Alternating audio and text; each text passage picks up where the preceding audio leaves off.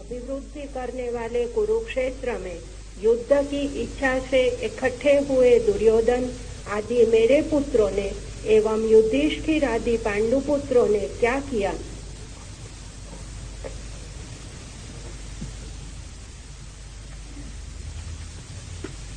धृतराष्ट्र आंख से अंधे, लेकिन आंख के न होने से वासना नहीं मिट जाती। आंख के न होने से कामना नहीं मिट जाती। काश सूर्यदास ने धृतराष्ट्र का ख्याल कर लिया होता तो आंखें फोड़ने की कोई जरूरत न होती। सूरदास ने आंखें फोड़ ली थी इसलिए कि न रहेंगी आंखें, न मन में उठेगी कामना, न उठेगी वासना। पर आंखों से कामना नहीं उठती, कामना उठती है मन से।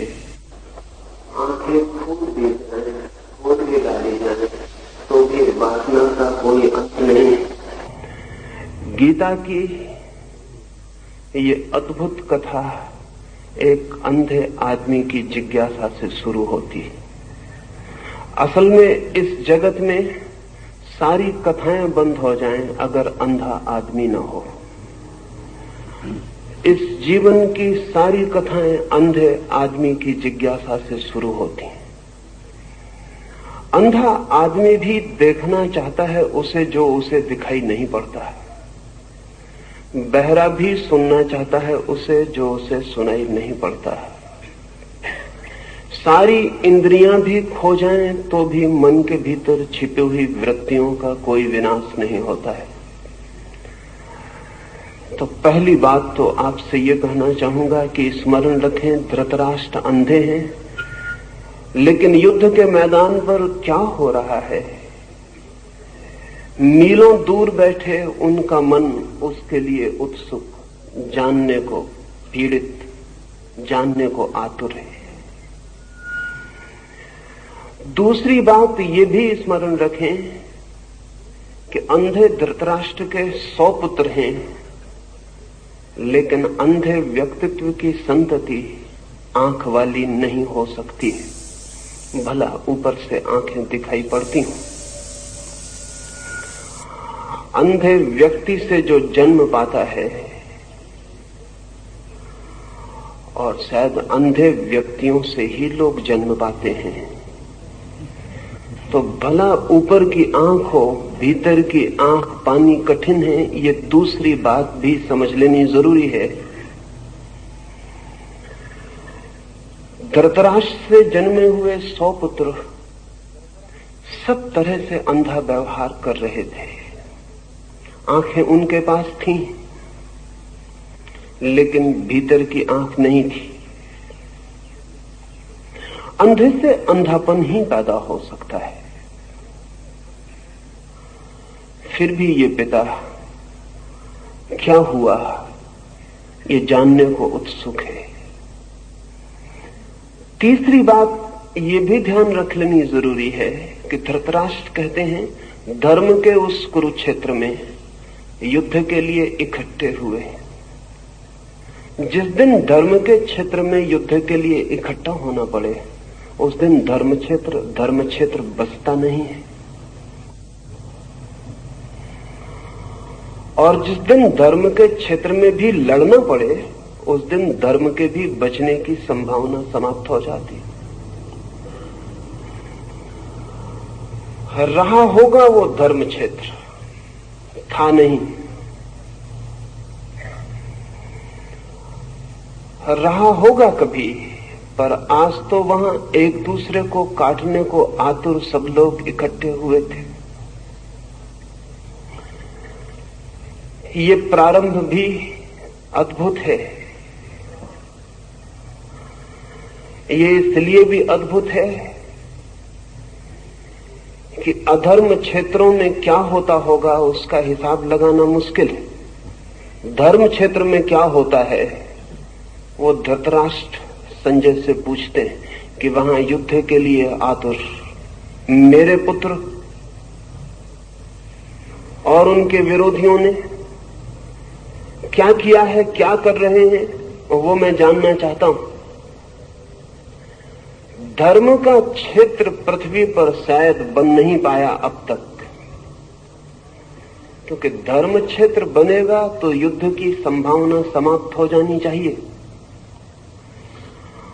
युद्ध की संभावना बनी ही है और धर्म क्षेत्र भी युद्धरत हो जाता है, तो हम अधर्म को क्या दोष दें, क्या निंदा करें। सच तो यह है कि अधर्म के क्षेत्रों में शायद कम युद्ध हुए हैं, धर्म के क्षेत्रों में ज्यादा युद्ध हुए हैं। और अगर युद्ध और रक्तपात के हिसाब से हम विचार करने चलें तो धर्म क्षेत्र ज्यादा अधर्म क्षेत्र मालूम पड़ेंगे बजाय अधर्म क्षेत्रों के। ये व्यंग्य भी समझ लेने जैसा है कि धर्म क्षेत्र पर अब तक युद्ध होता रहा है और आज ही होने लगा है, ऐसा भी ना समझ लेना कि आज ही मंदिर और मस्जिद युद्ध के अड्डे बन गए हों। हजारों साल पहले जब हम कहें कि बहुत भले लोग थे पृथ्वी पर और कृष्ण जैसा अद्भुत आदमी मौजूद था, तब भी कुरुक्षेत्र के धर्म क्षेत्र पर लोग लड़ने को ही इकट्ठा हुए थे। ये मनुष्य की गहरे में जो युद्ध की पिपासा है, ये मनुष्य की गहरे में विनाश की जो आकांक्षा है, ये मनुष्य के गहरे में जो पशु छिपा है, वो धर्म क्षेत्र में भी छूट नहीं जाता, वो वहां भी युद्ध के लिए तैयारियां कर लेता है। इसे स्मरण रखने के लिए उपयोगी है। और ये भी कि जब धर्म की आड़ मिल जाए लड़ने को, तो लड़ना और भी खतरनाक हो जाता है, क्योंकि तब जस्टिफिकेशन, तब न्याय युक्त भी मालूम होने लगता है। तो ये अंधे धृतराष्ट्र ने जो जिज्ञासा की है, उससे ये धर्म ग्रंथ शुरू होता है। सभी धर्म ग्रंथ अंधे आदमी की जिज्ञासा से शुरू होते हैं।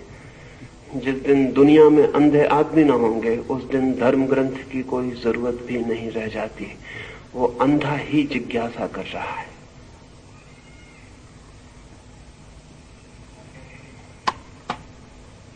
राष्ट्र को युद्ध का रिपोर्टाज निवेदित करने वाले अंध धृतराष्ट्र को युद्ध का रिपोर्टाज निवेदित करने वाले संजय की गीता में क्या भूमिका है? संजय क्या क्लेयरवॉयंस दूरदृष्टि या क्लेयर ऑडियंस दूर श्रवण की शक्ति रखता था? संजय की चित्त शक्ति की गंगोत्री कहां पर है? वो स्वयंभू भी हो सकती है न? संजय पर निरंतर संदेह उठता रहा है, स्वाभाविक है। संजय बहुत दूर बैठकर कुरुक्षेत्र में क्या हो रहा है उसकी खबर धृतराष्ट्र को देता है। योग निरंतर से मानता रहा है कि जो आंखें हमें दिखाई पड़ती हैं वे ही आंखें नहीं, और भी आंख है मनुष्य के पास जो समय और क्षेत्र की सीमाओं को लांघ कर देख सकती है। लेकिन योग क्या कहता है, इससे जो कहता है वो सही भी होगा ऐसा नहीं। संदेह होता है मन को, इतने दूर संजय कैसे देख पाता है? क्या वो सर्वज्ञ है? नहीं। पहली तो बात यह कि दूरदृष्टि, क्लेयरवॉयंस कोई बहुत बड़ी शक्ति नहीं है, सर्वज्ञ से उसका कोई संबंध नहीं है।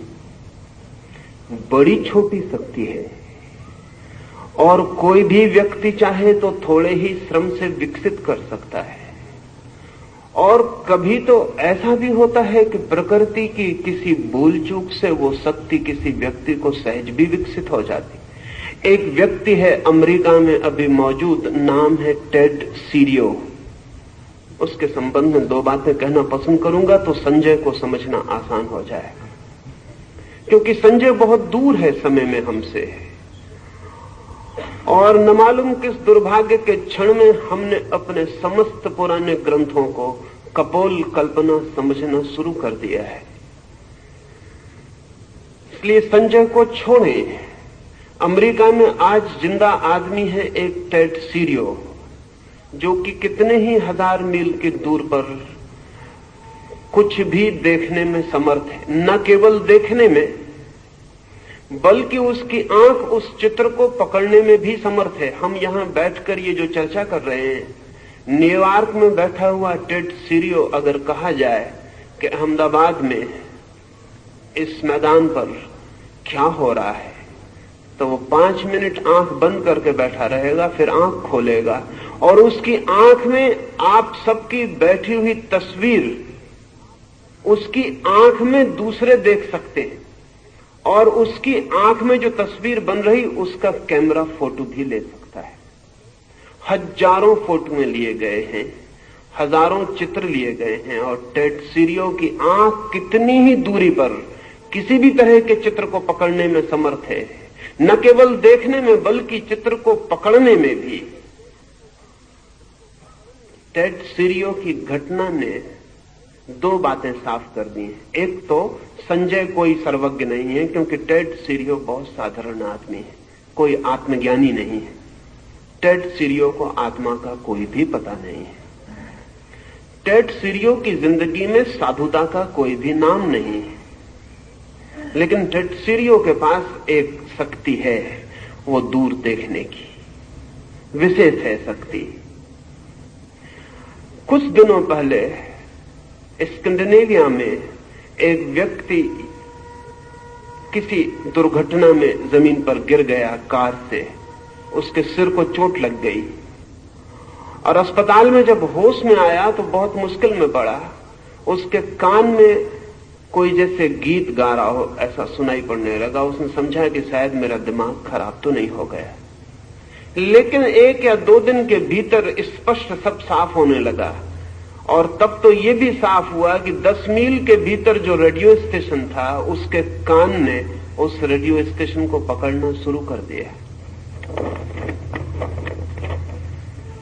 फिर उसके कान का सारा अध्ययन किया गया और पता चला उसके कान में कोई भी विशेषता नहीं है, लेकिन चोट लगने से कान में छुपी कोई शक्ति सक्रिय हो गई है। ऑपरेशन करना पड़ा, क्योंकि अगर 24 घंटे ऑन ऑफ करने का तो कोई उपाय नहीं था। अगर उसे कोई स्टेशन सुनाई पड़ने लगे तो वो आदमी पागल ही हो जाए। पिछले 2 वर्ष पहले इंग्लैंड में एक महिला को दिन में ही आकाश के तारे दिखाई पड़ने शुरू हो गए। वो भी एक दुर्घटना में ही हुआ, छत से गिर पड़ी और दिन में आकाश के तारे दिखाई पड़ने शुरू हो गए। तारे तो दिन में भी आकाश में होते, कहीं चले नहीं जाते, सिर्फ सूर्य के प्रकाश के कारण ढक जाते हैं, रात फिर उगड़ जाते हैं प्रकाश हट जाने से। लेकिन आंखें अगर सूर्य के प्रकाश को पार करके देख पाए तो दिन में भी तारों को देख सकती। उस स्त्री की भी आंख का ऑपरेशन ही करना पड़ा। ये मैं इसलिए कह रहा हूं कि आंख में भी शक्तियां छिपी हैं जो दिन में आकाश के तारों को देख लें। कान में भी शक्तियां छिपी हैं जो दूर के रेडियो स्टेशन से विस्तारित ध्वनियों को पकड़ लें।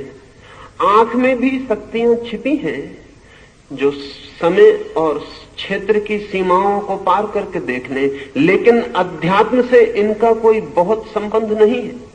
तो संजय कोई बहुत आध्यात्मिक व्यक्ति हो ऐसा नहीं है। संजय विशिष्ट व्यक्ति जरूर है।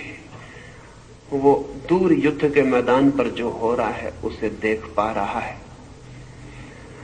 और संजय को इस शक्ति के कारण कोई परमात्मा, कोई सत्य की उपलब्धि हो गई हो ऐसा भी नहीं है। संभावना तो यही है कि संजय इस शक्ति का उपयोग करके ही समाप्त हो गया हो। अक्सर ऐसा होता है, विशेष शक्तियां व्यक्ति को बुरी तरह भटका देती हैं। इसलिए योग निरंतर कहता है कि चाहे शरीर की सामान्य शक्तियां हों और चाहे मन की साइकिक पावर्स की विशेष शक्तियां हों, शक्तियों में जो उलझता है वो सत्य तक नहीं पहुंच पाता है। पर यह संभव है। और इधर पिछले 100 वर्षों में पश्चिम में साइकिकल रिसर्च ने बहुत काम किया है, और अब किसी आदमी को संजय पर संदेह करने का कोई कारण वैज्ञानिक आधार पर भी नहीं रह गया है। और ऐसा ही नहीं कि अमेरिका जैसे धर्म को स्वीकार करने वाले देश में ऐसा हो रहा हो, रूस के भी मनोवैज्ञानिक मनुष्य की अनंत शक्तियों का स्वीकार निरंतर करते चले जा रहे हैं। और अभी चांद पर जाने की घटना के कारण रूस और अमेरिका के सारे मनोवैज्ञानिकों पर एक नया काम आ गया है, और वो ये है कि यंत्रों पर बहुत भरोसा नहीं किया जा सकता। और जब हम अंतरिक्ष की यात्रा पर पृथ्वी के वासियों को भेजेंगे तो हम उन्हें गहन खतरे में भेज रहे हैं, और अगर यंत्र जरा भी बिगड़ जाएं तो उनसे हमारे संबंध सदा के लिए टूट जाएंगे, और फिर हम कभी पता भी नहीं लगा सकेंगे कि वे यात्री कहां खो गए। वे जीवित नहीं, वे किस अनंत में भटक गए, हम उनका कोई भी पता न लगा सकेंगे। इसलिए एक सब्स्टिट्यूट, एक परिपूरक व्यवस्था की तरह दूर से बिना यंत्र के देखा जा सके, सुना जा सके, खबर भेजी जा सके, इसके लिए रूस और अमेरिका की दोनों की वैज्ञानिक प्रयोगशालाएं अति आतुर हैं। और बहुत देर न होगी कि रूस और अमेरिका दोनों के पास संजय होंगे, हमारे पास नहीं होंगे।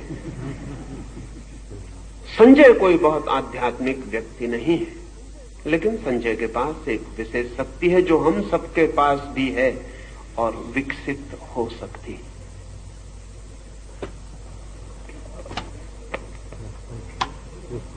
संजय उवाच दृष्ट्वा तु पाण्डवानीकं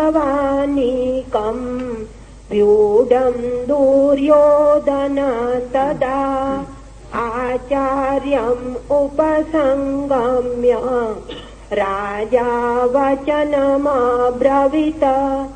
संजय ने कहा, युद्ध की तैयारी के समय व्यूहाकार पांडवों की सेना को देखकर दुर्योधन ने द्रोणाचार्य के पास जाकर ये वचन कहे,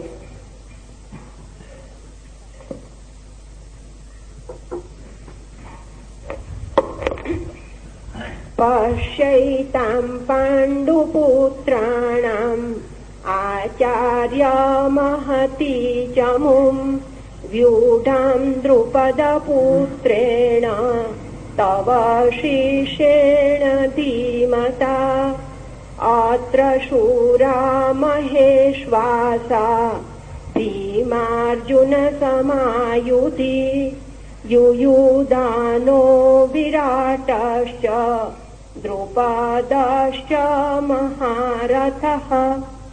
हे आचार्य, आपके तीक्ष्ण बुद्धि शिष्य धृष्टद्युम्न द्वारा शकट, पद्म आदि व्यूहाकार से रची गई पांडवों की इस विशाल सेना को देखिए। पांडवों की सेना में सभी योद्धा शूरवीर, महाधनुर्धारी एवं पराक्रम में भीम और अर्जुन के तुल्य है। उनमें सात्यकी, विराट, महारथी द्रुपद है।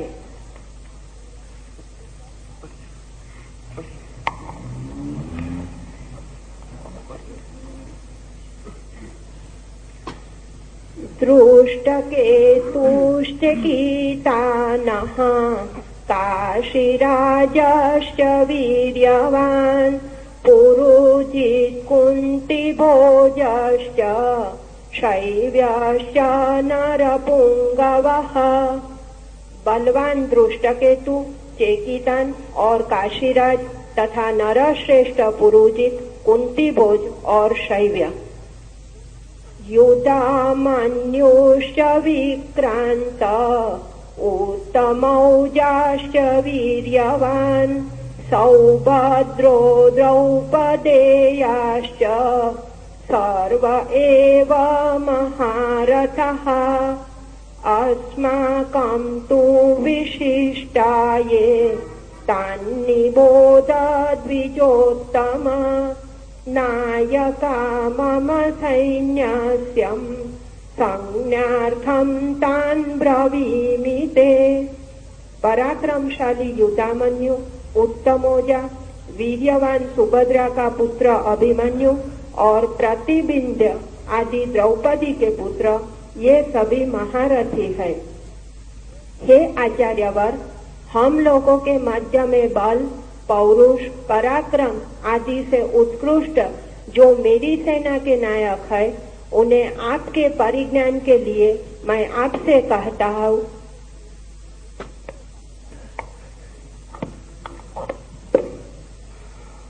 मनुष्य का मन जब हीनता की ग्रंथि से, इंफीरियरिटी कॉम्प्लेक्स से पीड़ित होता है, जब मनुष्य का मन अपने को भीतर हीन समझता है, तब सदा ही अपनी श्रेष्ठता की चर्चा से शुरू करता है। लेकिन जब हीन व्यक्ति नहीं होते, तब सदा ही दूसरे की श्रेष्ठता से चर्चा शुरू होती है। हे दुर्योधन कह रहा है भीष्म से कि पांडवों की सेना में कौन कौन महारथी, कौन कौन महायोद्धा इकट्ठे हैं। इससे वो शुरू कर रहा है। ये बड़ी प्रतीक की, बड़ी सिंबॉलिक बात है। साधारणतः शत्रु की प्रशंसा से बात शुरू नहीं होती, साधारणतः शत्रु की निंदा से बात शुरू होती। साधारणतः शत्रु के साथ अपनी प्रशंसा से बात शुरू होती है। शत्रु की सेना में कौन कौन महावीर इकट्ठे हैं, दुर्योधन उनसे बात शुरू कर रहा है। दुर्योधन कैसा भी व्यक्ति हो, इंफीरियरिटी कॉम्प्लेक्स से पीड़ित व्यक्ति नहीं है, हीनता की ग्रंथि से पीड़ित व्यक्ति नहीं है। और ये बड़े मजे की बात है कि अच्छा आदमी भी अगर हीनता की ग्रंथि से पीड़ित हो, तो उस बुरे आदमी से बदतर होता है जो हीनता की ग्रंथि से पीड़ित नहीं है।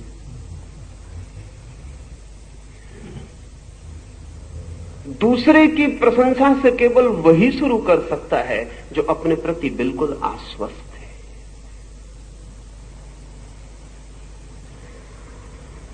ये एक बुनियादी अंतर सदियों में पड़ा है। बुरे आदमी पहले भी थे, अच्छे आदमी पहले भी थे।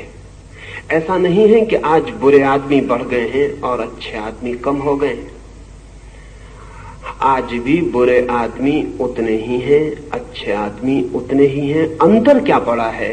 निरंतर धर्म का विचार करने वाले लोग ऐसा प्रचार करते रहते हैं कि पहले लोग अच्छे थे और अब लोग बुरे हो गए हैं।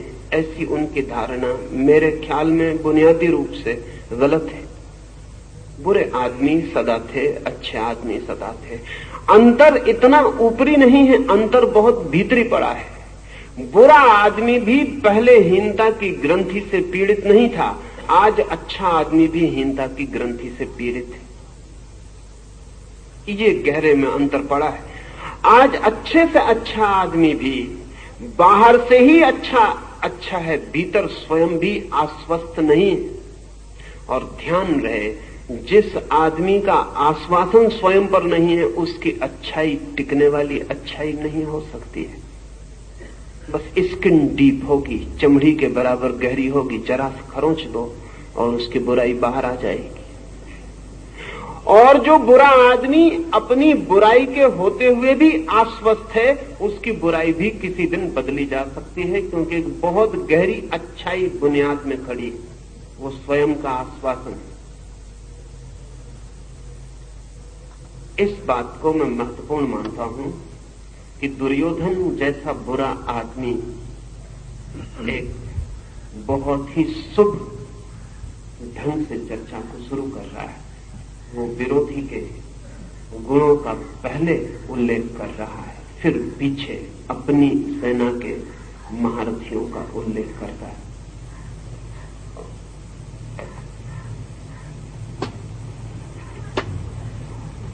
भगवान् भीष्मश्च कर्णश्च कृपाश्च समितिञ्जयः अश्वत्थामा विकर्णश्च सौमदत्ति तथैव च अन्ये च बहवः शूरा मदर्थे च सजीवितः नानाशास्त्रप्रहरणः सर्वे युद्धविशारदः। आप भीष्म पितामह कर्ण, युद्ध में दुर्जय कृपाचार्य, अश्वत्थामा, विकर्ण और सोमदत्त का पुत्र भूरिश्रवा, वांगिल, भगवत, कृतवर्मा आदि और भी अनेक शूरवीरों ने प्राण देकर भी मेरी जीत कराने का निश्चय कर रखा है। ये सभी लोग भांति भांति के शस्त्रास्त्रों से युद्ध करने वाले और सब प्रकार के युद्धों में कुशल है। अपर्याप्तं तदास्माकं बलं भीष्माभिरक्षितं पर्याप्तं त्विदमेतेषां बलं भीमाभिरक्षितम् अयनेषु च सर्वेषु यथा भागमवस्थितः भीष्ममेवाभिरक्षन्तु भवन्तः सर्व एव हि।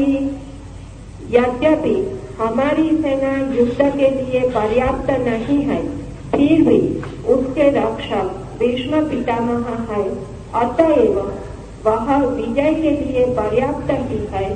सामने खड़ी पांडवों की सेना युद्ध के लिए पर्याप्त होने पर भी भीमसेन से रक्षित होने के कारण अपर्याप्त ही है। हमारी विजय भीष्म पितामह के अधीन है, इसलिए आप सब लोग मोर्चों पर अपने अपने स्थानों पर स्थिर होकर भीष्म की ही रक्षा करें। आचार्य श्री श्रीमद् भगवद गीता में सारा भार अर्जुन पर है, और यहाँ गीता में दुर्योधन जो कहता है, तो दुर्योधन के ख्याल में पांडवों की सेना भीमा अभिरक्षितम और कौरव को विष्णु, तो विष्णु के सामने भीम रखने का ख्याल क्या है? ये नहीं हो सकता कि दुर्योधन अपने प्रतिस्पर्धी के रूप में भीम को ही देखता है। यह बिंदु विचारणीय है। सारा युद्ध अर्जुन की दूरी पर, लेकिन ये पीछे से सोची गई बात है। युद्ध के बाद युद्ध की निष्पत्ति पर, जो युद्ध के पूरे फल को जानते हैं वे कहेंगे कि सारा युद्ध अर्जुन की दूरी पर घूमा, लेकिन जो युद्ध के प्रारंभ में खड़े थे वे ऐसा नहीं सोच सकते। दुर्योधन के लिए युद्ध की सारी संभावना भीम से ही पैदा होती थी, उसके कारण थे। अर्जुन जैसे भले व्यक्ति पर युद्ध का भरोसा दुर्योधन भी नहीं कर सकता था। अर्जुन डमाडोल हो सकता है, इसकी संभावना दुर्योधन के मन में थी। अर्जुन युद्ध से भाग सकता है, इसकी कोई गहरी अचेतन प्रतीति दुर्योधन के मन में थी। अगर युद्ध टिकेगा तो भीम पर टिकेगा। युद्ध के लिए भीम जैसे कम बुद्धि के लेकिन ज्यादा शक्तिशाली लोगों पर भरोसा किया जा सकता है। अर्जुन बुद्धिमान है, और जहां बुद्धि है वहां संशय है, और जहां संशय है वहां द्वंद्व है। अर्जुन विचारशील है, और जहां विचारशीलता है वहां पूरे पर्सपेक्टिव, पूरे परिप्रेक्ष्य को सोचने की क्षमता है।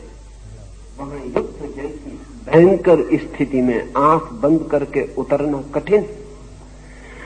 दुर्योधन भरोसा कर सकता है युद्ध के लिए भीम का। भीम और दुर्योधन के बीच गहरा सामंजस्य है। भीम और दुर्योधन एक ही प्रकृति के बहुत गहरे में, एक ही अगर दुर्योधन ने ऐसा देखा कि भीम केंद्र है दूसरी तरफ, तो गलत नहीं देखा, ठीक ही देखा। और गीता भी पीछे सिद्ध करती है कि अर्जुन भागा भागा हो गया है। अर्जुन पलायनवादी दिखाई पड़ा है, वह एस्केपिस्ट मालूम पड़ा है। अर्जुन जैसे व्यक्ति की संभावना यही है। अर्जुन के लिए युद्ध भारी पड़ा है। युद्ध में जाना अर्जुन को अपने को रूपांतरित करके ही हो सकता है। अर्जुन एक नए तल पर पहुंचकर ही युद्ध के लिए राजी हो सका है। भीम जैसा था उसी तल पर युद्ध के लिए तैयार था। भीम के लिए युद्ध सहजता है, जैसे दुर्योधन के लिए सहजता है।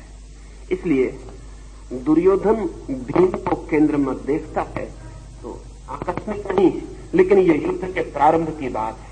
युद्ध की निष्पत्ति क्या होती, अंत क्या होता है, ये दुर्योधन को पता नहीं, हमें पता है। और ध्यान रहे, अक्सर ही जीवन जैसा प्रारंभ होता है वैसा अंत नहीं होता। अक्सर ही अंत सदा ही अनिर्णित, अंत सदा ही अदृश्य। अक्सर ही जो हम सोचकर चलते हैं वो नहीं होता, अक्सर ही जो हम मानकर चलते हैं वो नहीं होता। जीवन एक अज्ञात यात्रा है। इसलिए जीवन के प्रारंभिक क्षणों में, किसी भी घटना के प्रारंभिक क्षणों में जो सोचा जाता है वो अंतिम निष्पत्ति नहीं बनती। और हम भाग्य के निर्माण की चेष्टा में रत हो सकते हैं, लेकिन भाग्य के निर्णायक नहीं हो पाते। निष्पत्ति कुछ और होती है। ख्याल तो दुर्योधन का यही था कि भीम केंद्र पर रहेगा, और अगर भीम केंद्र पर रहता तो शायद दुर्योधन जो कहता है कि हम विजयी हो सकेंगे, हो सकता था। लेकिन दुर्योधन की दृष्टि सही सिद्ध नहीं हुई और आकस्मिक तत्व बीच में उतर आया। वो भी सोच लेने जैसा है। कृष्ण का ख्याल ही न था कि अर्जुन अगर भागने लगे तो कृष्ण उन्हें युद्ध में रत करवा सकते हैं। हम सबको भी ख्याल नहीं होता। जब हम जिंदगी में चलते हैं तो एक अज्ञात परमात्मा की तरफ से भी बीच में कुछ होगा, इसका हमें कभी ख्याल नहीं होता। हम जो भी हिसाब लगाते हैं वो दृश्य का होता है। अदृश्य भी बीच में इंटरपेनिट्रेट कर जाएगा, अदृश्य भी बीच में उतर आएगा, इसका हमें भी कोई ख्याल नहीं होता। कृष्ण के रूप में अदृश्य बीच में उतर आया है और सारी कथा बदल गई। जो होता वो नहीं होगा और जो नहीं होने की संभावना। इसलिए जब कृष्ण भागते हुए अर्जुन को युद्ध में धक्का देने लगे तो जो भी इस कथा को पहली बार पढ़ता है वो शाख खाए बिना नहीं रह सकता, उसको धक्का लगता है। जब इमर्शन ने पहली बार पढ़ा तो उसने किताब बंद कर दी, वो घबरा गया। क्योंकि जब अर्जुन जो कह रहा था वो सभी तथाकथित धार्मिक लोगों को ठीक मालूम पड़ेगा। वो ठीक तथाकथित धार्मिक आदमी का तर्क दे रहा था। जब हेनरी थारो ने इस जगह आके देखा कि कृष्ण उसे युद्ध में जाने की सलाह देते हैं तो वो भी घबरा गया। हेनरी थारो ने भी लिखा है कि मुझे ऐसा भरोसा नहीं था, ख्याल भी नहीं था कि कहानी ऐसा मोड़ लेगी कि कृष्ण और युद्ध में जाने की सलाह देंगे। गांधी को भी वही तकलीफ थी, उनकी पीड़ा भी वही थी। लेकिन जिंदगी किन्हीं सिद्धांतों के हिसाब से नहीं चलती। जिंदगी बहुत अनूठी। जिंदगी रेल की पटरियों पर दौड़ती नहीं, गंगा की धारा की तरह बहती है। उसके रास्ते पहले से तय नहीं है। और जब परमात्मा बीच में आता है तो सब डिस्टर्ब कर देता है। जो भी तैयार था, जो भी आदमी ने निर्मित किया था, जो आदमी की बुद्धि सोचती थी, सब उलटफेर हो जाता है। इसमें बीच में परमात्मा पर आएगा इस युद्ध में, इसकी दुर्योधन को कभी कल्पना न थी। इसलिए वो जो कह रहा है प्रारंभिक वक्तव्य है, जैसा कि हम सब आदमी जिंदगी के प्रारंभ में जो वक्तव्य देते हैं ऐसे ही होते हैं। बीच में अज्ञात उतरता चलता है और सब कहानी बदलती चलती है। अगर हम जिंदगी के पीछे से लौट कर देखें तो हम कहेंगे जो भी हमने सोचा था वो सब गलत हुआ। जहां सफलता सोची थी वहां असफलता मिली। जो पाना चाहता था वो नहीं पाया जा सका। जिसके मिलने से सुख सोचा था वो मिल गया और दुख पाया। और जिसके मिलने की कभी कामना भी न की थी उसकी झलक मिली और आनंद के झरने फूटे। सब उल्टा हो जाता है। लेकिन इतना बुद्धिमान आदमी जगत में कम है जो निष्पत्ति को पहले ध्यान में ले। हम सब प्रारंभ को ही पहले ध्यान में लेते हैं। काश हम अंत को पहले ध्यान में लें तो जिंदगी की कथा बिल्कुल और हो सकती। लेकिन अगर दुर्योधन अंत को पहले ध्यान में ले ले तो युद्ध नहीं हो सकता। दुर्योधन अंत को ध्यान में नहीं ले सकता, अंत को मानकर चलेगा कि ऐसा होगा। इसलिए वो कह रहा है बार बार कि यद्यपि सेनाएं उस तरफ महान हैं, लेकिन जीत हमारी ही होगी। मेरे योद्धा जीवन देकर भी मुझे जिताने के लिए आतुर है, लेकिन हम अपनी सारी शक्ति भी लगा दें तो भी असत्य जीत नहीं सकता। हम सारा जीवन भी लगा दें तो भी असत्य जीत नहीं सकता। इस निष्पत्ति का दुर्योधन को कोई भी बोध नहीं हो सकता है। और सत्य जो कि हारता हुआ भी मालूम पड़ता हो, अंत में जीत जाता है। असत्य प्रारंभ में जीतता हुआ मालूम पड़ता है, अंत में हार जाता है। सत्य प्रारंभ में हारता हुआ मालूम पड़ता है, अंत में जीत जाता है। लेकिन प्रारंभ से अंत को देख पाना कहां संभव है। जो देख पाता है वो धार्मिक हो जाता है, जो नहीं देख पाता वो दुर्योधन की तरह अंधे युद्ध में उतरता चला जाता है। आचार्य श्री, एक तो अज्ञात का विल होता है, एक व्यक्ति का अपना विल होता है, दोनों में कॉन्फ्लिक्ट होते हैं। तो व्यक्ति कैसे जान पाए कि अज्ञात का क्या विल है, अज्ञात की क्या इच्छा है? पूछते हैं व्यक्ति कैसे जान पाए कि अज्ञात की क्या इच्छा है। व्यक्ति कभी नहीं जान पाता है। हाँ, व्यक्ति अपने को छोड़ दे, मिटा दे तो तत्काल जान लेता है, अज्ञात के साथ एक हो जाता है। बूंद नहीं जान सकती कि सागर क्या है जब तक कि बूंद सागर के साथ खो न जाए। व्यक्ति नहीं जान सकता कि परमात्मा की इच्छा क्या है जब तक व्यक्ति अपने को व्यक्ति बनाए है, तब तक नहीं जान सकता। व्यक्ति अपने को खो दे तो फिर परमात्मा की इच्छा ही शेष रह जाती है, क्योंकि व्यक्ति की कोई इच्छा शेष नहीं रह जाती। तब जानने का सवाल ही नहीं उठता। तब व्यक्ति वैसे ही जीता है जैसा अज्ञात उसे जिलाता है। तब व्यक्ति की कोई आकांक्षा, तब व्यक्ति की कोई फलाकांक्षा, तब व्यक्ति की कोई अपनी अभीप्सा, तब व्यक्ति की समग्र की आकांक्षा के ऊपर अपनी थोपने की कोई वृत्ति शेष नहीं रह जाती, क्योंकि व्यक्ति शेष नहीं रह जाता। जब तक व्यक्ति है तब तक अज्ञात क्या चाहता है नहीं जाना जा सकता, और जब व्यक्ति नहीं है तब जानने की कोई जरूरत नहीं। जो भी होता है वो अज्ञात ही करवाता है। तब व्यक्ति एक इंस्ट्रूमेंट हो जाता है, तब व्यक्ति एक साधन मात्र हो जाता है। कृष्ण पूरी गीता में आगे अर्जुन को यही समझाते हैं कि वो अपने को छोड़ दे, अज्ञात के हाथों में समर्पित कर दे, क्योंकि वो जिन्हें सोच रहा है कि ये मर जाएंगे वो अज्ञात के द्वारा पहले ही मारे जा चुके हैं। कि वो जिन्हें सोचता है कि इनकी मृत्यु के लिए मैं जिम्मेवार हो जाऊंगा, उनके लिए वो बिल्कुल भी जिम्मेवार नहीं होगा। अगर वो अपने को बचाता है तो जिम्मेवार हो जाएगा। अगर अपने को छोड़कर साधनवत साक्षीवत लड़ सकता है तो उसकी कोई जिम्मेवारी नहीं रह जाती। व्यक्ति अपने को खो दे समष्टि में, व्यक्ति अपने को समर्पित कर दे, छोड़ दे अहंकार को, तो ब्रह्म की इच्छा ही फलित होती है। अभी भी वही फलित हो रही है। ऐसा नहीं कि हम उससे भिन्न फलित करा लेंगे, लेकिन हम भिन्न फलित कराने में लड़ेंगे, टूटेंगे, नष्ट होंगे। एक छोटी सी कहानी मैं निरंतर कहता रहा हूं। मैं कहता रहा हूं कि एक नदी में बहुत बाढ़ आई और दो छोटे से तिनके उस नदी में बह रहे हैं। एक तिनका नदी में आड़ा पड़ गया है, तो नदी रोकने की कोशिश कर रहा है और वो चिल्ला रहा है बहुत जोर से कि नहीं बढ़ने देंगे नदी को, यद्यपि नदी बढ़ी जा रही है। वो चिल्ला रहा है कि रोक कर रहेंगे, यद्यपि रोक नहीं पा रहा है। वो चिल्ला रहा है कि नदी को हर हालत में रोक कर ही रहूंगा, जीऊं या मरूं, लेकिन बहा जा रहा है। नदी को न उसकी आवाज सुनाई पड़ती, न उसके संघर्ष का पता चलता। तो छोटा सा तिनका, नदी को उसका कोई भी पता नहीं है, नदी को कोई फर्क नहीं पड़ता, लेकिन तिनके को बहुत फर्क पड़ रहा है। उसकी जिंदगी बड़ी मुसीबत में पड़ गई है, बहा जा रहा है। नहीं लड़ेगा, जहां पहुंचेगा वहीं पहुंचेगा, लड़के भी। लेकिन ये बीच का क्षण, ये बीच का काल दुख, पीड़ा और द्वंद और चिंता का काल हो जाए। उसके पड़ोस में दूसरे तिनके ने छोड़ दिया है अपने को, वो नदी में आड़ा नहीं पड़ा है, सीधा पड़ा है। नदी जिस तरफ बह रही उसी तरफ, और सोच रहा है कि मैं नदी को बहने में सहायता दे रहा हूं। उसका भी नदी को कोई पता नहीं है। वो सोच रहा है मैं नदी को सागर तक पहुंचा ही दूंगा, मेरे साथ है तो पहुंच ही जाएगी। नदी को उसकी सहायता का भी कोई पता नहीं है। लेकिन नदी को कोई फर्क नहीं पड़ता, उन दोनों तिनकों को बहुत फर्क पड़ रहा है। जो नदी को साथ बहा रहा है वो बड़े आनंद में है, वो बड़ी मौज में नाच रहा है, और जो नदी से लड़ रहा है वो बड़ी पीड़ा में है। उसका नाच नाच नहीं है, एक दुख स्वप्न है। उसका नाच उसके अंगों की टूटन है।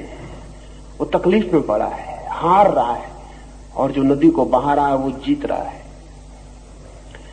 व्यक्ति ब्रह्म की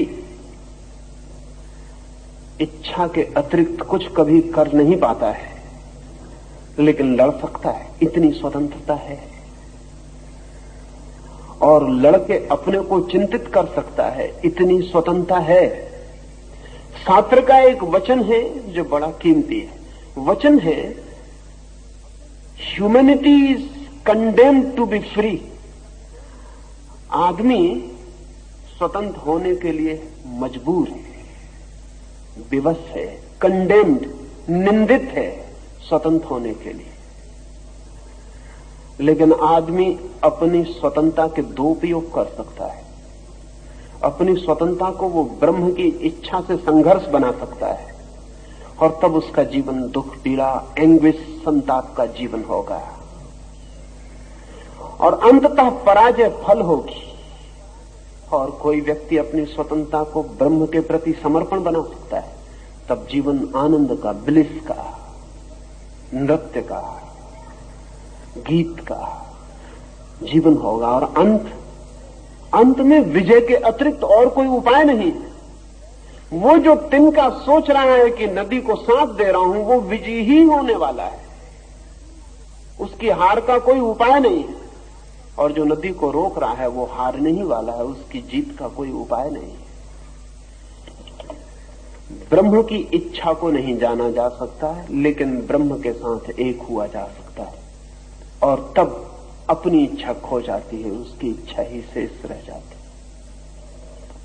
आचार्य श्री, वैज्ञानिक सिद्धि में व्यक्ति का अपना कुछ होता है, और अज्ञात इसमें वैज्ञानिक सिद्धि में कैसे उतरता होगा, वो एक तकलीफ की बात बन जाती है।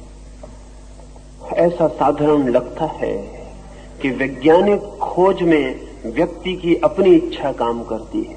ऐसा बहुत ऊपर से देखने पर लगता है, बहुत भीतर से देखने पर ऐसा नहीं लगेगा। अगर जगत के बड़े से बड़े वैज्ञानिकों को हम देखें तो हम बहुत हैरान हो जाएंगे कि जगत के सभी बड़े वैज्ञानिकों के अनुभव बहुत और हैं। कॉलेज, यूनिवर्सिटीज में विज्ञान की जो धारणा पैदा होती है, वैसा अनुभव उनका नहीं है। मैडम क्यूरी ने लिखा है कि मुझे एक सवाल दिनों से पीड़ित किए हुए, उसे हल करती हूं और हल नहीं होता है। थक गई हूं, परेशान हो गई हूं, आखिर हल करने की बात छोड़ दी, और एक रात 2 बजे वैसे ही कागजात टेबल पर छोड़कर अधूरे सो गई हूं, और सोच लिया कि अब इस सवाल को छोड़ ही देना।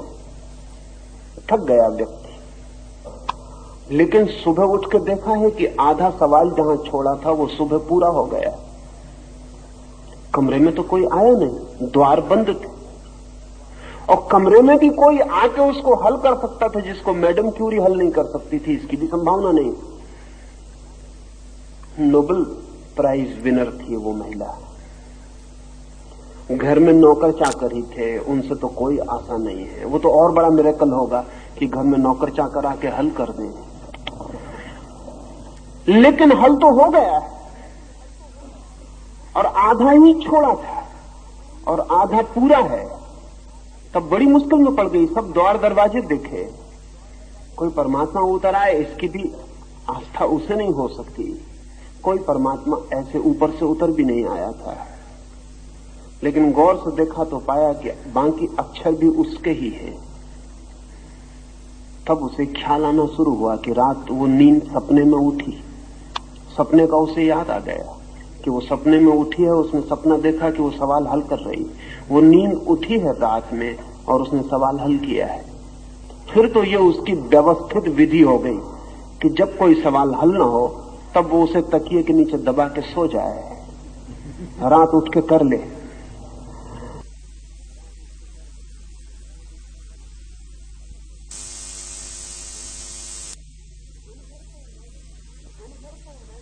दिन भर तो मैडम क्यूरी इंडिविजुअल थी, व्यक्ति थी। रात नींद में हम खो जाती, बूंद सागर से मिल जाती, और जो सवाल हमारा चेतन मन नहीं खोज पाया वो हमारा अचेतन गहरे में जो परमात्मा से जुड़ा है खोज पाता है। आर्किमिडीज एक सवाल हल कर रहा था, वो हल नहीं होता था, वो बड़ी मुश्किल में पड़ गया था। सम्राट ने कहा था हल करके ही लाओ। आर्किमिडीज की सारी प्रतिष्ठा हल करने पर निर्भर थी, लेकिन थक गया। रोज सम्राट का संदेश आता है कि कब तक हल करोगे। सम्राट को किसी ने एक सोने का बहुत कीमती आभूषण भेंट किया था, लेकिन सम्राट को शक था कि धोखा दिया गया और सोने में कुछ मिला है, लेकिन बिना आभूषण को मिटाए पता लगाना है कि उसमें कोई और धातु तो नहीं मिली। अब उस वक्त तक कोई उपाय नहीं था जानने का, और बड़ा था आभूषण, उसमें कहीं बीच में अगर अंदर कोई चीज डाल दी गई हो तो वजन तो बढ़ ही जाएगा। आर्किमिडीज थक गया, परेशान हो गया। फिर एक दिन सुबह अपने टब में लेटा हुआ है, पड़ा हुआ है, बस अचानक नंगा ही था, सवाल हल हो गया। भागा, भूल गया। आर्किमिडीज अगर होता तो कभी ना भूलता कि मैं नंगा हूं। सड़क पे आ गया और चिल्लाने लगा, एरेका एरेका, मिल गया, और भागा राजमहल की तरफ। लोगों ने पकड़ा कि क्या कर रहे हो, राजा के सामने नंगे पहुंच जाओगे। उसने कहा लेकिन ये तो मुझे ख्याल ही न रहा। घर वापस आया, ये जो आदमी सड़क पे पहुंच गया था नग्न, ये आर्किमिडीज नहीं था। आर्किमिडीज सड़क पे नहीं पहुंच सकता था, ये व्यक्ति नहीं था। और ये जो हल हुआ था सवाल, ये व्यक्ति की चेतना में हल नहीं हुआ था, ये निर्व्यक्ति चेतना में हल हुआ था। ये बाथरूम में पड़ा था अपने टब में, रिलैक्स्ड, शिथिल, ध्यान घट गया, भीतर उतर गया, सवाल हल हो गया। जो सवाल स्वयं से हल ना हुआ था वो टब ने हल कर दिया। टब हल करेगा सवाल को। जो स्वयं से हल नहीं हुआ था वो पानी में लेटने से हल हो जाएगा। पानी में लेटने से कोई बुद्धि बढ़ जाती। जो कपड़े पहने हल नहीं हुआ था वो नंगे होने से हल हो जाएगा। नहीं, कुछ और घटना घट गई। ये व्यक्ति नहीं रहा कुछ देर के लिए, अव्यक्ति हो गया। ये कुछ देर के लिए ब्रह्म के स्रोत न खो गया। अगर हम जगत के सारे बड़े वैज्ञानिकों के, आइंस्टीन के, मैक्स प्लैंक के, या एडिंगटन के, या एडिसन के, इनके अगर हम अनुभव पढ़ें तो इन सब का अनुभव यह है कि जो भी हमने जाना वो हमने नहीं जाना। निरंतर ही ऐसा हुआ है कि जब हमने जाना तब हम न थे, और जानना घटित हुआ है। यही उपनिषद के ऋषि कहते, यही वेद के ऋषि कहते, यही मोहम्मद कहते, यही जीसस कहते। अगर हम कहते हैं कि वेद अपौरुषेय है तो उसका और कोई मतलब नहीं। उसका ये मतलब नहीं कि ईश्वर उतरा और उसने किताब लिखी। ऐसे पागलपन की बातें करने की कोई जरूरत नहीं। अपौरुषेय का इतना ही मतलब है कि जिस पुरुष पर यह घटना घटी उस वक्त वो मौजूद नहीं था, उस वक्त मैं मौजूद नहीं था। जब ये घटना घटी, जब ये उपनिषद का वचन उतरा किसी पर, और जब ये मोहम्मद पर कुरान उतरी, और जब ये बाइबल के वचन जीसस पर उतरे, तो वे मौजूद नहीं थे। धर्म और विज्ञान के अनुभव भिन्न भिन्न नहीं है, हो नहीं सकते, क्योंकि अगर विज्ञान में कोई सत्य उतरता है तो उसके उतरने का भी मार्ग वही है जो धर्म में उतरता है, जो धर्म के उतरने का मार्ग। सत्य के उतरने का एक ही मार्ग है। जब व्यक्ति नहीं होता तो परमात्मा से सत्य उतरता है, हमारे भीतर जगह खाली हो जाती है, उस खाली जगह में सत्य प्रवेश करता है। वो दुनिया में कोई भी ढंग से, चाहे कोई संगीतज्ञ, चाहे कोई चित्रकार, चाहे कोई कवि, चाहे कोई वैज्ञानिक, चाहे कोई धार्मिक, चाहे कोई मिस्टिक, दुनिया में जिन्होंने भी सत्य की कोई किरण पाई है उन्होंने तभी पाई है जब वे स्वयं नहीं थे। ये धर्म को तो बहुत पहले से ख्याल में आ गया, लेकिन धर्म का अनुभव 10,000 साल पुराना है। 10,000 साल में धार्मिक फकीर को, धार्मिक संत को, धार्मिक योगी को यह अनुभव हुआ कि ये मैं नहीं हूं। ये बड़ी मुश्किल बात है। जब पहली दफा आपके भीतर परमात्मा से कुछ आता है तब डिस्टिंक्शन करना बहुत मुश्किल होता है कि ये आपका है कि परमात्मा का है। जब पहली दफा आता है तो डमाडोल होता है मन कि मेरा ही होगा, और अहंकार की इच्छा भी होती है कि मेरा ही हो। लेकिन धीरे धीरे धीरे धीरे जब दोनों चीजें साफ होती हैं और पता चलता है कि आप और इस सत्य में कहीं कोई तालमेल नहीं बनता, तब फासला दिखाई पड़ता है, डिस्टेंस दिखाई पड़ता है। विज्ञान की उम्र नई है, अभी 200-300 साल, लेकिन 200-300 साल में वैज्ञानिक विनम्र हुआ है। आज से 50 साल पहले वैज्ञानिक कहता था जो खोजा वो हमने खोजा, आज नहीं कहता। आज वो कहता हमारी सामर्थ्य के बाहर मालूम पड़ता है सब। आज का वैज्ञानिक उतनी ही मिस्टिसिज्म की भाषा में बोल रहा है, उतने ही रहस्य की भाषा में जितना संत बोले थे। इसलिए जल्दी ना करें, और 100 साल और वैज्ञानिक ठीक वही भाषा बोलेगा जो उपनिषद बोलते हैं। बोलनी ही पड़ेगी वही भाषा जो बुद्ध बोलते हैं, बोलनी ही पड़ेगी वही भाषा जो अगस्तीन फ्रांसिस बोलते हैं, बोलनी ही पड़ेगी। बोलनी पड़ेगी इसलिए कि जितना जितना सत्य का गहरा अनुभव होगा उतना उतना व्यक्ति का अनुभव क्षीण होता है, और जितना सत्य प्रकट होता है उतना ही अहंकार लीन होता है। और एक दिन पता चलता है कि जो भी जाना गया है वो प्रसाद है, वो ग्रेस है, वो उतरा है, उसमें मैं नहीं हूं। और जो जो मैंने नहीं जाना उसकी जिम्मेवारी मेरी है, क्योंकि मैं इतना मजबूत था कि जान नहीं सकता था, मैं इतना गहन था कि सत्य नहीं कर सकता था। सत्य उतरता है खाली चित्त में, शून्य चित्त में, और असत्य उतारना हो मैं की मौजूदगी जरूरी है। विज्ञान की खोज को बाधा नहीं पड़ेगी, जो खोज हुई है वो भी अज्ञात से संबंध से ही हुई है, समर्पण से ही, और जो खोज होगी आगे वो भी समर्पण से ही होगी। समर्पण के द्वार के अतिरिक्त सत्य कभी किसी और द्वार से न आया है न आ सकता है। आचार्य श्री, आपका ये स्टेटमेंट बड़ी दिक्कत में डाल देता है कि अचेतन मन भगवान से जुड़ा हुआ होता है।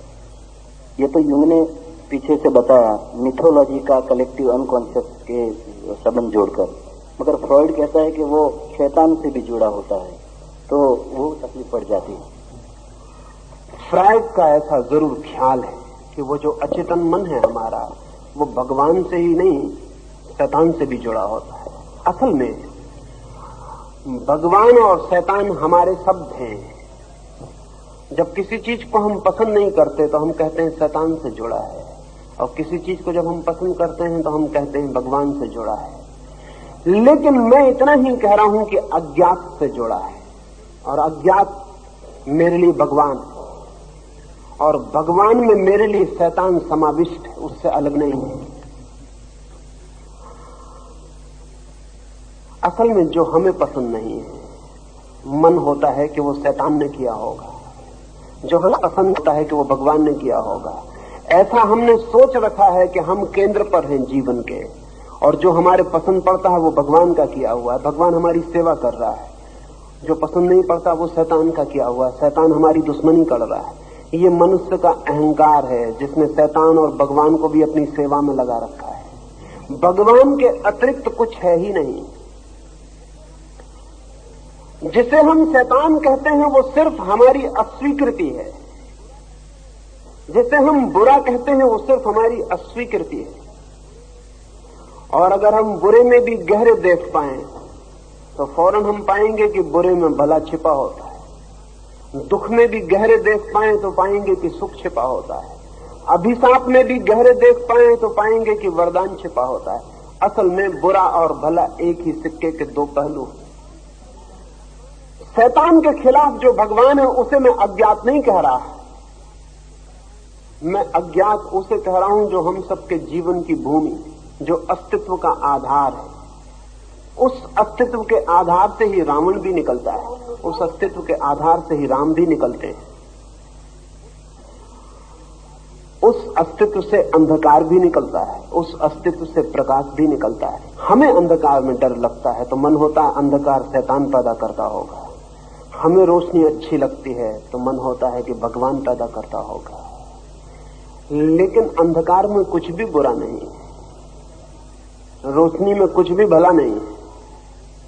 और जो अस्तित्व को प्रेम करता है वो अंधकार में भी परमात्मा को पाएगा और प्रकाश में भी परमात्मा को पाएगा। सच तो यह है कि अंधकार को भय के कारण हम कभी उसके सौंदर्य को जान ही नहीं पाते, उसके रस को, उसके रहस्य को हम कभी जान ही नहीं पाते। हमारा भय मनुष्य निर्मित भय है। कंदराओं से आ रहे हैं हम, जंगली कंदराओं से होकर गुजरे हैं हम। अंधेरा बड़ा खतरनाक था, जंगली जानवर हमला कर देता, रात डराती थी, इसलिए अग्नि जब पहली दफे प्रकट हो सकी तो हमने उसे देवता बनाया, क्योंकि रात निश्चिंत हो गई, आग जला के हम निर्भय हुए। अंधेरा हमारे अनुभव में भय से जुड़ गया है, रोशनी हमारे हृदय में अभय से जुड़ गई है। लेकिन अंधेरे का अपना रहस्य, रोशनी का अपना रहस्य, और इस जीवन में जो भी महत्वपूर्ण घटित होता है वो अंधेरे और रोशनी दोनों के सहयोग से घटित होता है। एक बीज हम गड़ाते हैं अंधेरे में, फूल आता है रोशनी में। बीज हम गड़ाते हैं अंधेरे में जमीन में, जड़ें फैलती हैं अंधेरे में जमीन में, फूल खिलते हैं आकाश में रोशनी में। एक बीज को रोशनी में रख दें फिर फूल कभी ना आएंगे, एक फूल को अंधेरे में गड़ा दें फिर बीज कभी पैदा ना होंगे। एक बच्चा पैदा होता है मां के पेट के गहन अंधकार में, जहां रोशनी की एक किरण नहीं पहुंचती, फिर जब बड़ा होता है तो आता है प्रकाश में। अंधेरा और प्रकाश एक ही जीवन शक्ति के लिए आधार है। जीवन में विभाजन, विरोध, पोलरिटी मनुष्य की है। फ्रायड जो कहता है कि शैतान से जुड़ा है, फ्रायड यहूदी चिंतन से जुड़ा था। फ्रायड यहूदी घर में पैदा हुआ था, बचपन से ही शैतान और परमात्मा के विरोध को उसने सुन रखा था। यहूदियों ने दो हिस्से तोड़ रखे, एक शैतान है एक भगवान है, वो आदमी के ही मन के दो हिस्से हैं। तो फ्रायड को लगा कि जहां जहां से बुरी चीजें उठती हैं अचेतन से, वे बुरी बुरी चीजें शैतान डाल रहा होगा। नहीं, कोई शैतान नहीं है, और अगर शैतान हमें दिखाई पड़ता है तो कहीं ना कहीं हमारी बुनियादी भूल है। धार्मिक व्यक्ति शैतान को देखने में असमर्थ है, परमात्मा ही है। और अचेतन जहां से वैज्ञानिक सत्य को पाता है या धार्मिक सत्य को पाता है, वो परमात्मा का द्वार है। धीरे धीरे हम उसकी गहराई में उतरेंगे तो ख्याल में निश्चित आ सकता है। तास्य संजानयन् हर्षा कुरु वृद्ध पितामहः सिंहनादं विनश्चोद्यै शङ्खं दद्मो प्रतापवान् तथा शङ्खाश्च भैर्याश्च प्रणवान् खगोमुखः सहसैवाभ्यहन्यन्त सशब्दातुमुलोऽभवत्। पराक्रमशाली कुरुवृद्ध भीष्म पितामह ने दुर्योधन को प्रसन्न करते हुए सिंहनाद कर अपना उदात्त शंख बजाया। सेनापति के शंख फूंकने के अनंतर शंख, नगारे, पखवाज, ढोल आदि भांति भांति के बाजे सहसा बजाए गए। वह शब्द वीरों के हृदयों का कंपाने वाला हुआ। तथा श्वैतिर्हरैयुक्ते महाति स्यन्दने स्थितौ माधवा पाण्डवश्चैव दिव्यौ शङ्खो प्रदध्मतुः पाञ्चजन्यं ऋषिकेशो देवदत्तं धनञ्जयः पौण्डं दद्मो महाशङ्खं भीमाकर्मा वृकोदरः अनन्तविजयं राजा कुन्तीपुत्रो युधिष्ठिरः नकुलः सहदेवाश्च सुघोषमणिपुष्पकौ। तदनंतर सफेद घोड़ों से युक्त विशाल रथ पर बैठे हुए माधव, भगवान श्री कृष्ण और पांडव अर्जुन ने दिव्य शंख बजाए। ऋषिकेश भगवान श्री कृष्ण ने पांचजन्य शंख और धनंजय अर्जुन ने देवदत्त शंख, लोगों को भयदायक कर्म करने वाले भीम ने पौंड्र नामक महाशंख बजाया।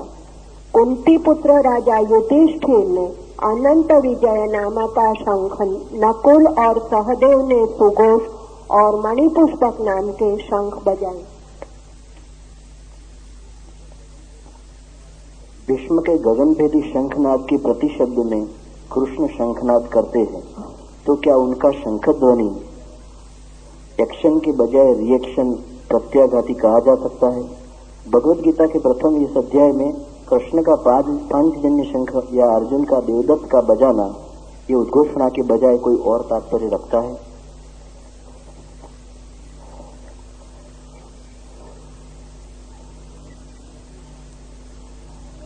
कृष्ण का शंखनाद भीष्म के शंखनाद की प्रतिक्रिया, रिएक्शन है, ऐसा पूछा है? नहीं,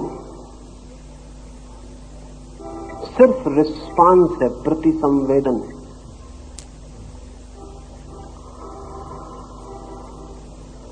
और शंखनाद से केवल प्रति उत्तर है, युद्ध का नहीं।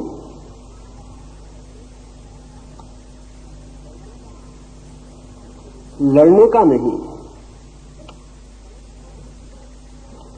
शंखनाद से सिर्फ स्वीकृति है चुनौती की। वो चुनौती जो भी लाए, वो चुनौती जो भी दिखाए, वो चुनौती जहां भी ले जाए, उसकी स्वीकृति है। इस स्वीकृति को थोड़ा समझना उपयोगी है। जीवन प्रतिपल चुनौती है, और जो उसे स्वीकार नहीं करता वो जीते जी ही मर जाता है। बहुत लोग जीते जी ही मर जाते हैं। बनस्ता कहा करता था कि लोग मरते तो हैं बहुत पहले, दफनाए बहुत बाद में जाते। मरने और दफनाने में कोई 40 साल का अक्सर फर्क हो जाता। जिस दिन से व्यक्ति जीवन की चुनौती का स्वीकार बंद करता है, उसी क्षण से मर जाता है। जीवन है प्रतिपल चुनौती की स्वीकृति। लेकिन चुनौती की स्वीकृति भी दो तरह की हो सकती है।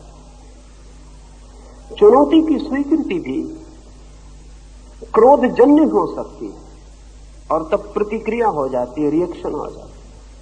और चुनौती की स्वीकृति भी प्रसन्नता, उत्फुल्लता से मुदितापूर्ण हो सकती है और तब प्रतिसंवेदन हो जाती है। ध्यान देने योग्य है कि भीष्म ने जब बजाया तो वचन है कि प्रसन्नता से, और वीरों को प्रसन्न चित्त करते हुए आह्लाद फैल गया उनके शंखनाद से। उस शंखनाद से प्रसन्नता फैल गई। वो एक स्वीकार है। जीवन जो दिखा रहा है, अगर युद्ध भी, तो युद्ध का भी स्वीकार है। जीवन जहां ले जा रहा है, अगर युद्ध में भी, तो उस युद्ध का भी स्वीकार है। निश्चित ही इसे प्रत्युत्तर मिलना चाहिए। और पीछे कृष्ण और पांडव अपने अपने शंखनाद करते। यहां भी सोचने जैसी बात है कि पहला शंखनाद कौरवों की तरफ से होता है। युद्ध का प्रारंभ का दायित्व कौरवों का है। कृष्ण सिर्फ प्रत्युत्तर दे रहे हैं। पांडवों की तरफ से प्रतिसंवेदन है, रिस्पांस है। अगर युद्ध ही है तो उसके उत्तर के लिए वे तैयार। ऐसे युद्ध की वृत्ति नहीं है। पांडव भी पहले बचा सकते नहीं, लेकिन इतना दायित्व, युद्ध में घसीटने का दायित्व कौरव ही लेंगे। युद्ध का ये प्रारंभ बड़ा प्रतीकात्मक है।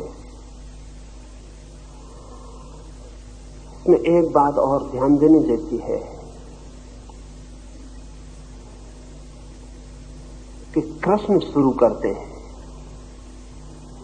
अगर भीष्म ने शुरू किया था तो कृष्ण को उत्तर देने के लिए तैयार करना उचित नहीं है। उचित तो है कि जो युद्ध के लिए तत्पर योद्धा हैं, कृष्ण तो केवल सारथी की तरह वहां मौजूद है। वे योद्धा भी नहीं है, वे युद्ध करने भी नहीं आए, लड़ने की कोई बात ही नहीं है। पांडवों की तरफ जो सेनापति है उसे शंखनाद करके उत्तर देना चाहिए, लेकिन नहीं। ये बहुत महत्वपूर्ण है कि शंखनाद का उत्तर कृष्ण से शुरू करवाया गया है। ये इस बात का प्रतीक है कि पांडव इस युद्ध को केवल परमात्मा के तरफ से डाले गए दायित्व से ज्यादा मानने को तैयार नहीं। परमात्मा की तरफ से आई हुई पुकार के लिए वे तैयार हैं। वे केवल परमात्मा के साधन भर होकर लड़ने के लिए तैयार हैं। इसलिए ये जो प्रति उत्तर है युद्ध की स्वीकृति का, वो कृष्ण से दिलवाया गया है। उचित है, उचित है। परमात्मा के साथ लड़के हारना भी उचित है, और परमात्मा के खिलाफ लड़के जीतना भी उचित नहीं है। अब हार भी आनंद होगी, अब हार भी आनंद हो सकती है, क्योंकि ये लड़ाई अब कौरवों की अपनी नहीं है। अगर है तो परमात्मा की है, लेकिन ये रिएक्शन नहीं है, ये रिस्पांस है। इसमें कोई क्रोध नहीं है।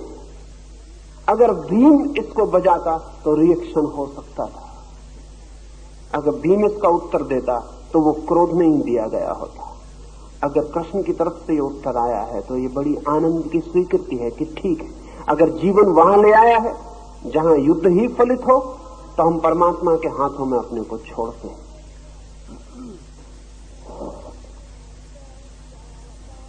काश्यश्च परमेश्वासः शिखण्डी च महारथः दृष्टद्रुम्नो विराटश्च सात्यकीश्च पराजितः द्रुपदो द्रौपदेयाश्च सर्वशः पृथिवीपते सौभद्राश्च महाबाहुः शङ्खानादात्मु पृथक् पृथक् सघोषोदार्तराष्ट्राणाम् हृदयानि व्यदारयत् नभश्च पृथिवीं चैव तुमूलो व्यनुनादयन्।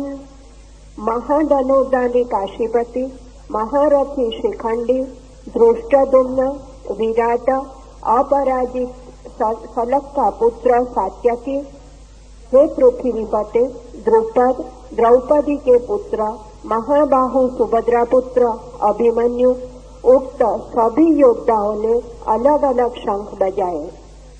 आकाश और पृथ्वी को प्रतिध्वनि द्वारा पूर्ण कर रही पांचजन्य आदि शंखों से उत्पन्न महाध्वनि ने संपूर्ण शंखों से शब्दों से मिलकर धृतराष्ट्र के पुत्र, संबंधी और सैनिकों के हृदय को विदीर्ण कर दिया।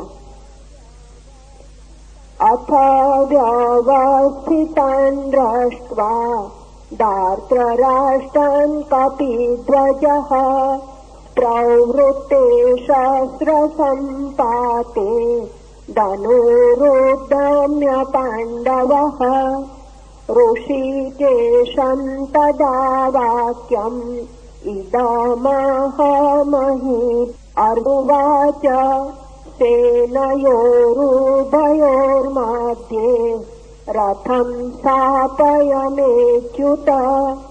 यावदेता निरीक्षेऽहं योधदुःखा स्वस्थितान् कैर्मर्या सह योद्धव्यम् अस्मिन् रणसमुद्यमे।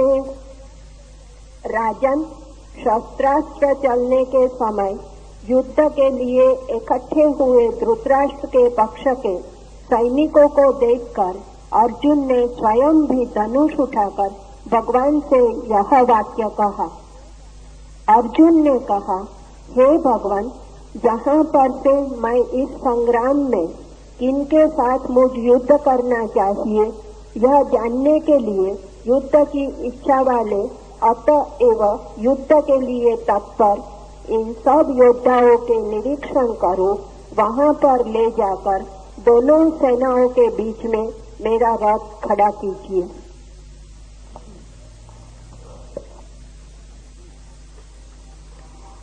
अर्जुन किनके साथ युद्ध करना है उन्हें देखने की कृष्ण से प्रार्थना करता है।